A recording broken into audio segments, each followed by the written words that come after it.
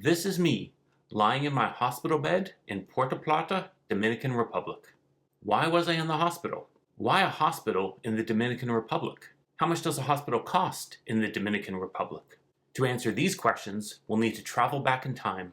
I was on day 4 of my vacation in Puerto Plata, Dominican Republic. It was another beautiful day. Sky was clear and the weather was warm. Just lounging by the pool at the Iberostar Waves Costa Dorada resort. I was feeling a little tired, so I headed back to my room to have a nap before dinner. I don't nap, so this was very unusual for me. Around 3 p.m., I woke up from my nap with stomach pains. Didn't think too much of it, but I got up to use the washroom. As I am standing in the washroom, it hits me. A sensation I haven't felt in years. The sensation that I was going to throw up. And throw up I did. 7 or 8 times, in fact.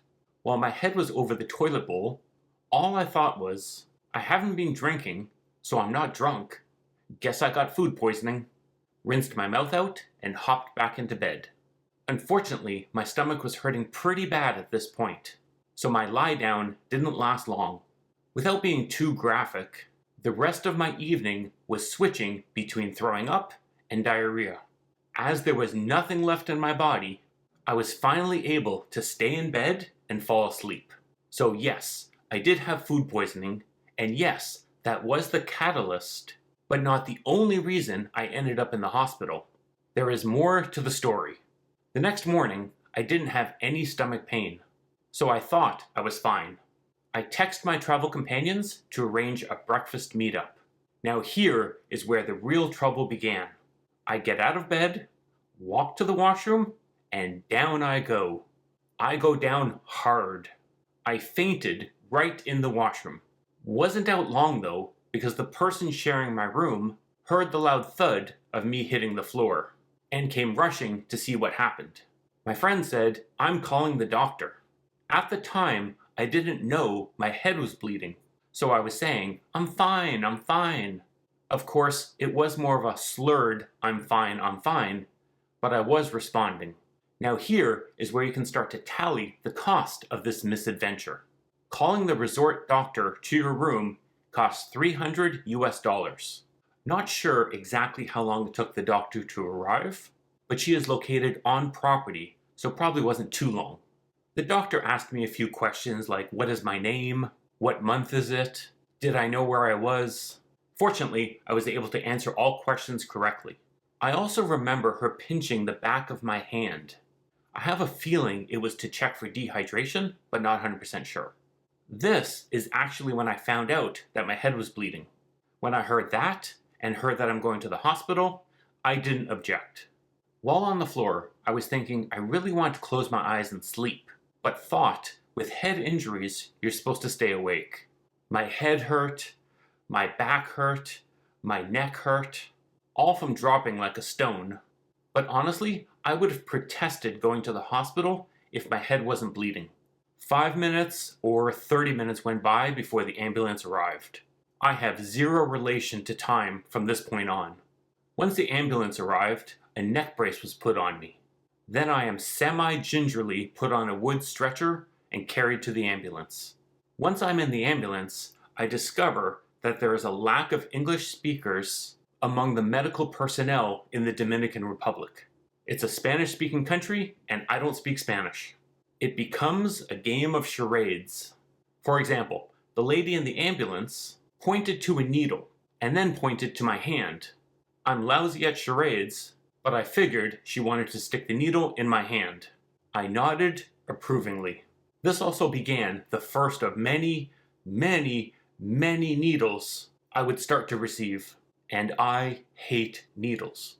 I can't say why, but the lady had to remove the needle she put in my right hand. She took out the needle and pointed to my arm. I again nodded. She then stuck the needle in my arm. On arrival to the hospital, I was taken for x-rays of my neck and my back. Well, I think that's what happened next, because my friend showed me this picture of me lying in a room I have no recollection of ever being in. While all this is going on, my friend was calling the travel insurance company. Insurance gave some basic information, but honestly, I was never sure if I had coverage for the hospital, but we'll talk about the cost in a bit.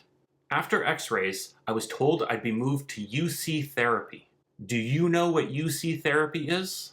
I didn't. UC therapy is actually what we call intensive care unit, or ICU. Due to the language barrier, this took some time to figure out what UC therapy is. I had to stay in UC therapy for 24-hour observation. Or so I thought. While in UC therapy, I'm continually poked with needles, whether it was to draw blood or get this really painful needle in my stomach. They loved giving me needles.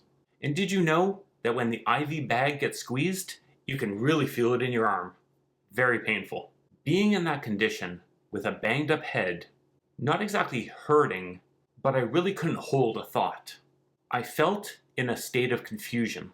Plus the fact that I couldn't ask any questions about why I was getting needles, or really ask anything due to the language barrier. It's been the only time in my life where I felt very vulnerable. That day was not easy. But let's not talk about that. Let's talk about something funny that happened. Not sure how long I had been in UC therapy, but at some point, a lady came by with a bucket of water. She closed the curtain behind her and began to speak. In Spanish, of course. I don't know what she was saying, but she clearly wanted me undressed, as she was starting to take off my hospital gown. At this point, I kind of figured that she was there to give me a sponge bath. I took off my hospital gown, no problem. I took off my shorts, no problem. But when she pointed to my underwear, that was not happening. There was a lot of pointing and me shaking my head. In the end, we were able to communicate enough that she washed above my waist and she washed my legs. The rest stayed covered. The next morning, I was visited by a nurse, but this time a doctor was there as well. The doctor did speak a little bit of English and asked me if I used the toilet, which I hadn't, but did really need to use. They wouldn't let me walk to the bathroom, so they gave me a jug instead. And when I say jug, I'm talking about a very large plastic container. The nurse handed it to me and closed the curtain. But she didn't leave. She stayed on my side of the curtain. I have a very shy bladder, so I'm doing my best to relax while the nurse is standing there with her back to me.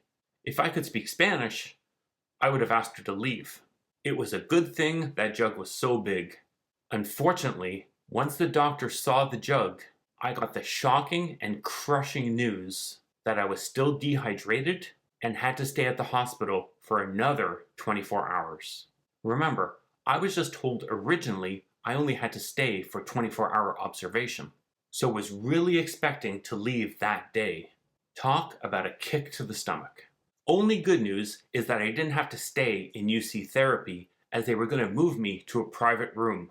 I wouldn't say the private room was nice, but it did have a fridge, a TV, and my own private washroom. Once they moved me to the private room, I got my freedom back, as I was able to get up and start walking around the room. I was still hooked up to an IV bag, but I just carried it around the room with me. Compared to the first day in UC therapy, this was luxury. Although I was much more comfortable in the private room, I still wanted to leave the hospital ASAP. If I left, the hospital said I would have to pay a deposit, because of course they want to be sure that they get paid. I called my travel insurance company to see what would happen if I left before the hospital recommended. The insurance company basically said, follow the hospital recommendation, otherwise I may not be covered. Although I felt like a hostage, I was forced to stay, and just hoped there would not be a need to stay any longer than what was absolutely necessary. Day 3, I was extremely anxious to leave. Spoke to the hospital admin, signed some papers, including the bill, which they would be sending to my travel insurance company. The hospital said once the insurance company approves the submission, I would be able to leave. All I could do from that point on is wait patiently for the final approval from the hospital to check out. This process took a few hours. Once I got the green light to leave, I was extremely happy. Got a ride back to the resort, and once back on property, it was a relief. Although I was very hesitant to eat or drink anything for the rest of the trip. So how much did this adventure set me back? Good news is, I didn't have to pay anything out of my own pocket. The resort doctor and hospital was all billed and paid directly by the travel insurance company. Before I tell you how much the hospital bill was, pause the video and put in the comments what you think the hospital charged. The total was, and this is in US dollars, $12,867.54. I have no idea if this is normal or a lot. Last thing I'll say is a thank you to the hospital staff. Hope you enjoyed the story of my misadventure. I'll be doing reviews of the Iberostar Waves Costa Dorada resort. Please consider subscribing so you don't miss those videos. I'll see you on the next one.